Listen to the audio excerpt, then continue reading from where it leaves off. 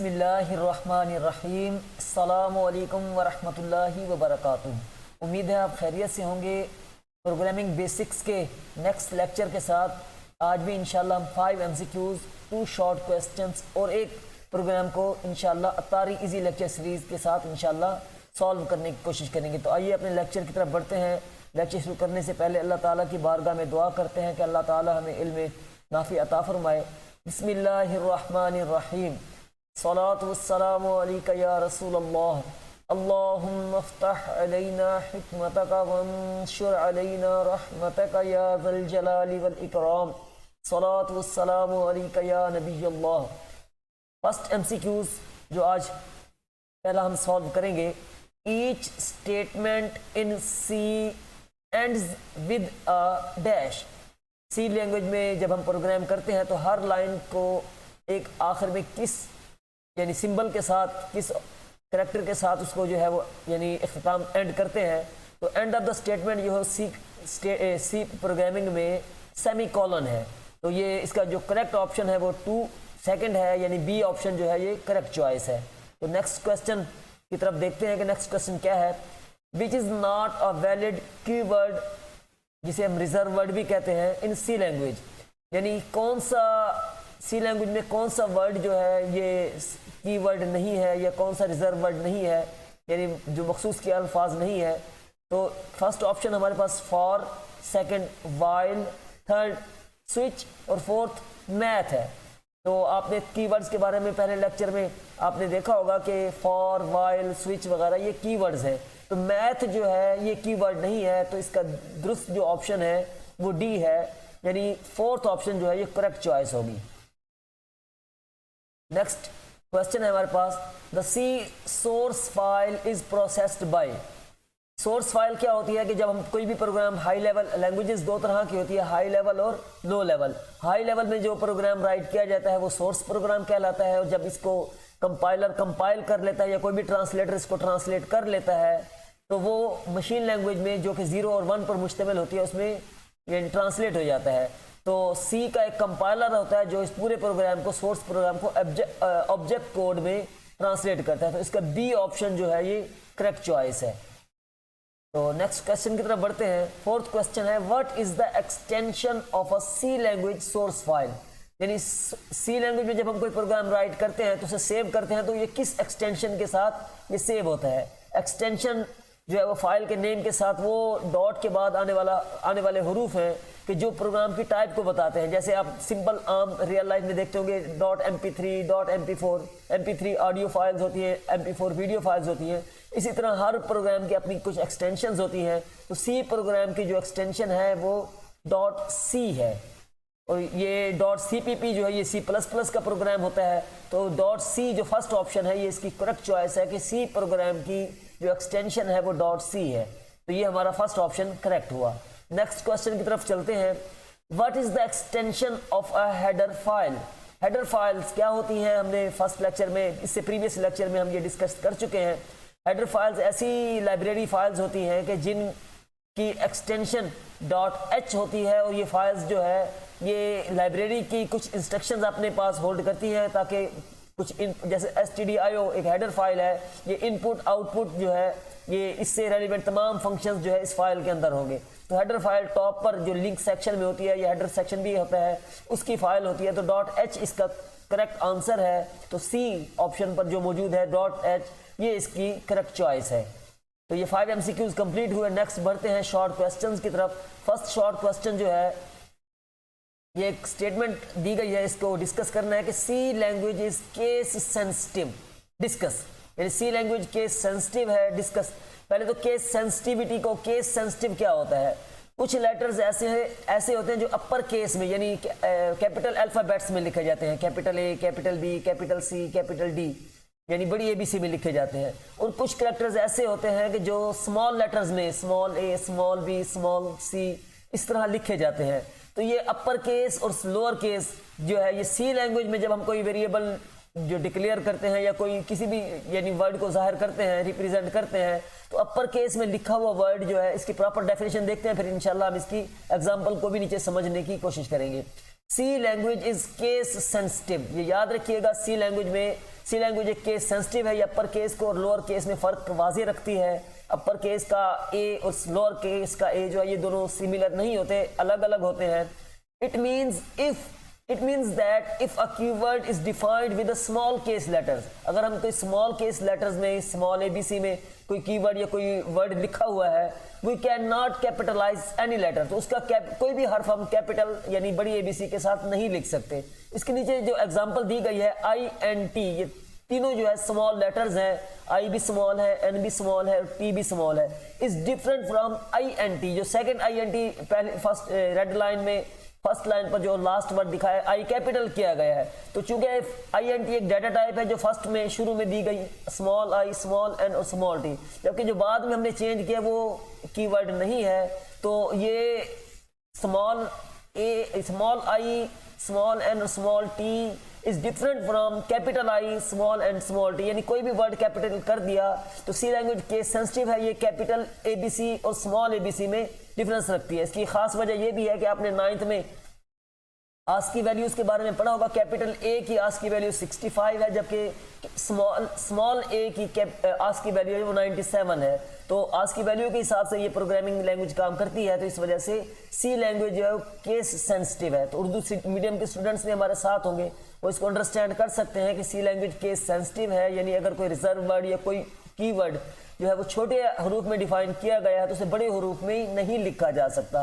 नीचे second line पर देखेंगे जो येलो कलर की, ऑरेंज कलर की जो सेकंड लाइन दिखाई गई है INT स्मॉल के साथ और I कैपिटल करने से ये दोनों वर्ड्स जो है ये डिफरेंट है। तो ये सी लैंग्वेज हमें हमेशा याद रखना है कि C language is case sensitive. तो बढ़ते हैं नेक्स्ट क्वेश्चन की तरफ। व्हाट इज हेडर और link section in C program? C program write करते हुए हमने एक बात वाज़ेह की थी कि सी लैंग्वेज में जब भी कोई प्रोग्राम राइट करते हैं तो उसका फर्स्ट सेक्शन हेडर सेक्शन या लिंक सेक्शन होता है, सेकंड पार्ट उसका मेन फंक्शन होता है, मेन सेक्शन होता है, और third part body of the main function. तो हेडर सेक्शन क्या होता है, आइए इसको देखते हैं। Header section is the part where header files are included. ये हेडर सेक्शन जो है ये ऐसा पार्ट होता है जिसमें हेडर फाइल्स रखी जाती हैं। While writing C program, we need to include header files by include statement, यानी हैश इंक्लूड के साथ जो शुरू में स्टेटमेंट आती है ये हेडर फाइल को रिप्रेजेंट करने के लिए आते हैं। नीचे ग्रीन कलर की लाइन में आप देख सकते हैं कि हैश इंक्लूड और स्मॉलर देन साइज और लार्जर देन यानी ग्रेटर देन साइन के दरमियान में हेडर फाइल का नेम आता है, जैसे stdio.h। तो hash include stdio.h, hash include conio.h, hash include math.h, ये मुख्तलिफ डिफरेंट जो है ये हेडर फाइल्स हैं। अब इसको उर्दू मीडियम में भी स्टूडेंट भी देख सकते हैं कि हेडर फाइल एक हेडर सेक्शन जो है ऐसा प्रोग्राम का वो हिस्सा होता है जिसमें हेडर फाइल्स शामिल की जाती हैं। तो इसका सिंटैक्स भी लास्ट लाइन में दिया गया है कि हैश इंक्लूड और उसके साथ हेडर फाइल का नेम आ जाएगा। तो ये सेकंड क्वेश्चन कंप्लीट हुआ। तो इस तरीके से 5 MCQs और 2 शॉर्ट क्वेश्चंस हमारे कंप्लीट हुए। नेक्स्ट बढ़ते हैं हम एक प्रोग्राम की तरफ। Write a program that display following output using single printf statement. Previous video में भी हमने एक प्रोग्राम सिंगल प्रिंटफ स्टेटमेंट के जरिए किया था, उसमें एक एस्केप सीक्वेंस की बात की थी। तो यहाँ हमें कुछ और तरह सा स्ट्रक्चर नजर आ रहा है कि फर्स्ट ग्रीन कलर में आप देख रहे हैं कि फर्स्ट रो में जो है ये एक स्टार है, फिर उससे कुछ एक टैब का गैप है, यानी 4 स्पेसेस का गैप है, फिर एक स्टार है, फिर एक टैब का गैप है, फिर एक स्टार है। तो यहाँ इससे हमें नजर आ रहा है कि जैसे स्टार कंप्लीट होंगे कर्सर हमारा न्यू लाइन पर आएगा और 1, फिर वक्फे के बाद 2, फिर वक्फे के बाद 3 और वक्फे के बाद 4। तो इतनी स्पेसेस देने के लिए टैब /t यानी बैकवर्ड /t जो है ये एक एस्केप सीक्वेंस है। तो आइए प्रोग्राम को हम देखते हैं। प्रोग्राम को फर्स्ट लाइन से देखते हैं। Hash include stdio.h। ये बार बार रिपीट करने का मकसद ये होता है कि जो शुरू का हेडर सेक्शन है, मेन सेक्शन है, ये जो है हर प्रोग्राम में इसी तरीके से आएंगे। बाकी body of the main function में हमारी प्रोग्रामिंग लॉजिक हुआ करेगी।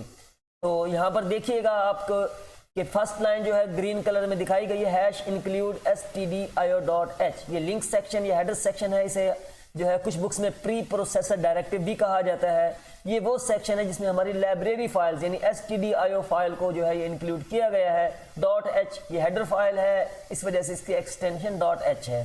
तो दूसरी लाइन पे देखते हैं इंट मेन के बाद फौरन 2 पैरेंथेसिस आई हैं। तो ये मेन जो है ये हमारा फंक्शन है। इसके बाद बॉडी ऑफ द मेन यानी ये करली ब्रेस शुरू हुई, दरमियानी ब्रैकेट शुरू हुई, उसके बाद बॉडी में जो प्रिंट एफ स्टेटमेंट को गौर कीजिएगा, प्रिंट एफ स्टेटमेंट को आप देखेंगे तो डबल कोट्स के अंदर स्लैश टी, फिर स्टार, फिर स्लैश टी, फिर स्टार, फिर स्लैश टी, फिर स्टार। तो आपने देखा कि ऊपर फर्स्ट लाइन में हमने 4 स्टार प्रिंट करवाने थे, तो आपको डबल कॉमास के साथ लेफ्ट साइड का प्रिंट एफ के बाद पहला जो स्टार नजर आया, इस स्टार को जैसे ही ये प्रिंट एफ स्टेटमेंट प्रिंट करवाएगी, इसके बाद बैक स्लैश टी आया। ये टी क्या करेगा, कर्सर को एक 4 स्पेसेस का जंप दे देगा, यानी एक कुछ स्पेसेस का ये जंप हो जाएगा। इसके बाद फिर एक स्टार प्रिंट होगा, फिर एक टैब का यानी चंद स्पेसेस का जंप होगा, फिर स्टार आएगा, फिर जंप होगा यानी एक टैब का, फिर स्टार आएगा। उसके बाद देखेंगे आपको स्लैश एन नजर आ रहा है। स्लैश एन क्या करेगा, कर्सर को यानी 4 स्टार्स वक्फे वक्फे से प्रिंट करवाने के बाद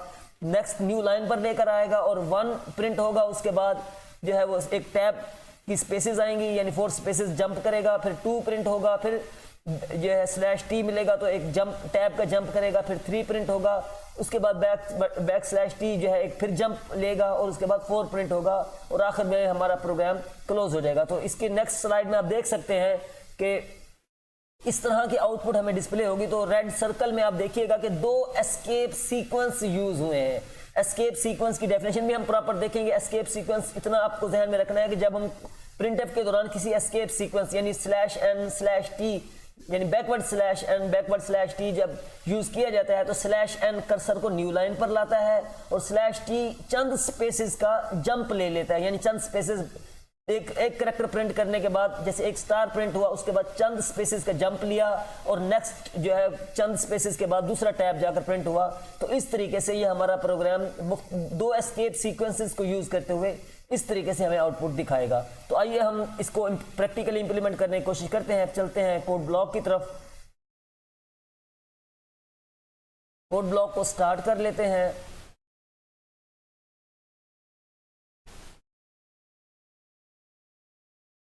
ये कोड ब्लॉक स्टार्ट हो रहा है तो इसके साथ ही हम इंशाल्लाह इस प्रोग्राम को राइट करेंगे। तो हर वीडियो लेक्चर में हम जो भी एक प्रोग्रामिंग एग्जांपल लेते हैं उसको इंप्लीमेंट करने की भी कोशिश करते हैं। सेंटर में क्रिएट अ न्यू प्रोजेक्ट मौजूद है, इस पर क्लिक करते हैं। हमारी याद रखिएगा सी की एप्लीकेशन जो है ये कंसोल एप्लीकेशन होती है। सी का प्रोग्राम जो है इसे क्लिक करते हैं, गो पर क्लिक करते हैं, नेक्स्ट कर देते हैं। यहाँ पर 2 ऑप्शन हमसे मांग रहा है, सी प्रोग्राम है या C++। इस वक्त हम सी का प्रोग्राम राइट कर रहे हैं तो नेक्स्ट सी को सिलेक्ट करने के बाद नेक्स्ट कर देंगे। तो ये है हमारा जो है प्रोजेक्ट का टाइटल, यानी एक प्रोजेक्ट क्रिएट होगा, उसमें ये फाइल जो है ये एग्जीक्यूट होगी और इस तरीके से ये हमें वर्किंग करती हुई नजर आएगी। तो प्रोजेक्ट का नेम हम रख लेते हैं प्रिंट स्टार्स। तो नेक्स्ट पर क्लिक करते हैं, फिनिश कर देते हैं। लेफ्ट पैन में आप देखेंगे प्रिंट स्टार्स के नाम से एक प्रोजेक्ट मौजूद है और साथ में नीचे सोर्सेज की फाइल है, इस पर क्लिक करेंगे तो यहाँ पर main.c के नाम से एक बना बनाया टेम्पलेट हमारे पास अवेलेबल है। तो बाकी हमें कुछ चेंज नहीं करना। ये टेम्पलेट हमें कोड ब्लॉक की ये खासियत है कि ये ऐसा IDE है कि जो हमें एक पूरा प्रोग्राम का टेम्पलेट प्रोवाइड करता है। तो हमने जस्ट ये फर्स्ट 2 लाइन्स जो है हमारी हेडर फाइल्स हैं, इसके बाद मेन फंक्शन है, मेन सेक्शन है, इसके बाद बॉडी ऑफ द स्टेटमेंट। यहाँ पर ये जो आप देख रहे हैं ये जो इस वक्त हाईलाइटेड है, यहाँ से मेन की बॉडी शुरू हो रही है, इसी में हमारी प्रोग्रामिंग लॉजिक है। प्रिंट एफ स्टेटमेंट पहले से मौजूद है, इसी में मैं चेंज करता हूँ। ये पहले से लिखा हुआ है जो इसको रेज कर देता हूँ। अब यहाँ समझते जाइएगा, पहले मैंने एक स्टार प्रिंट करवाना है, फिर एक जंप लेना है, फिर स्टार प्रिंट करवाना है, फिर एक जंप लेना है, फिर एक स्टार प्रिंट करवाना है। यानी इस तरीके से 4 स्टार्स जो है ये एक एक टैब के वक्फे से प्रिंट होंगे। तो मैं एक जो है ये एक स्टार, ये प्रिंट एफ स्टेटमेंट मैंने एक स्टार दिया, अब मैंने एक जंप लेना है तो स्लैश टी जो है ये क्या करेगा, एक टैब का यानी ये एस्केप सीक्वेंस है, ये एक टैब का जंप ले लेगा। उसके बाद दूसरा स्टार प्रिंट हो जाए, फिर एक टैब का वक्फा आ जाए, फिर एक स्टार प्रिंट हो जाए, फिर एक टैब का वक्फा आ जाए और फिर एक स्टार प्रिंट हो जाए। यानी आखिरी स्टार जब प्रिंट होगा तो अब हमें टैब देने की जरूरत नहीं है। अब हम कर्सर को न्यू लाइन पर लाना चाहते हैं तो न्यू लाइन के लिए बैक स्लैश एन यूज करेंगे। बैक स्लैश एन क्या करेगा, कर्सर को निचली लाइन पर लेकर आएगा, न्यू लाइन पर लेकर आएगा और उसी तरीके से ऊपर जो 4 स्टार प्रिंट हुए उन्हीं के सेम उसी तरीके से नीचे 1 2 3 4 हमने प्रिंट करने हैं। तो जैसे ही कर्सर नीचे आएगा हम 1 को प्रिंट करेंगे, प्रिंट एफ स्टेटमेंट में 1 लिखेंगे, उसके बाद बैक स्लैश टी देंगे ताकि एक जंप ले ले। इसके बाद फिर 2 लिखेंगे, उसके बाद \t, फिर इसके बाद 3 लिखेंगे, फिर \t और आखिर में 4। यहाँ इसको दोबारा अंडरस्टैंड करने की कोशिश कीजिए कि ये जो पहला इस वक्त मैं हाईलाइट करके दिखा रहा हूँ, ये पहला स्टार है, एक स्टार प्रिंट होगा, उसके बाद एक ये /t जो है ये कर्सर को 4 स्पेसेस का जंप ले लेगा। ये टैब की सेटिंग चेंज भी हो सकती है, एक टैब का यानी जंप ले लेगा, उसके बाद टैब का जंप लेने के बाद दूसरा स्टार प्रिंट होगा, फिर एक टैब का जंप लेगा और फिर एक स्टार प्रिंट होगा। यानी इस तरीके से ये देखिए आप देख रहे हैं 1 2 3 और 4 स्टार्स प्रिंट होंगे और हर स्टार के दरमियान एक एक टैब का गैप है। और इसके बाद कर्सर को नीचे न्यू लाइन पर ले आए, /n कर्सर को न्यू लाइन पर लाएगा, उसके बाद 1 और उसके बाद एक टैब हमने दिया, फिर 2, फिर उसके बाद एक टैब एस्केप सीक्वेंस यानी टैब का वक्फा दिया, फिर 3 प्रिंट होगा और उसके बाद टैब का वक्फा। तो ये हमारा प्रोग्राम देखें किस तरीके से काम करता है। इसको हम कंपाइल कर लेते हैं, बिल्ड पर जाएंगे, बिल्ड क्लिक करेंगे, प्रोग्राम हमारा सक्सेसफुली कंपाइल हो चुका है। इसके बाद इसको रन करते हैं, तो रन करते हैं तो ये देखें पहली दोनों लाइनों में क्या है कि 1 स्टार 2 3 4 4 स्टार्स प्रिंट हुए और उसके बाद निचली लाइन पर 1 2 3 4। तो इस तरीके से जो है ये हमारा डिज़ायर्ड आउटपुट जो है हमारा प्रोग्राम शो करवा रहा है। तो ये हमारा आज का प्रोग्राम है। इसके बाद इंशाल्लाह मज़ीद डेली 5 MCQs और 2 शॉर्ट क्वेश्चंस के साथ इंशाल्लाह, और डेली एक ही प्रोग्राम को हम नए आइडिया के साथ इंशाल्लाह इंप्लीमेंट करने की कोशिश करेंगे। तो नेक्स्ट वीडियो लेक्चर में इंशाल्लाह ज़रूर आप इसमें शिरकत कीजिएगा। तब तक के लिए अल्लाह हाफ़िज़, अस्सलामु अलैकुम व रहमतुल्लाहि व बरकातुहू।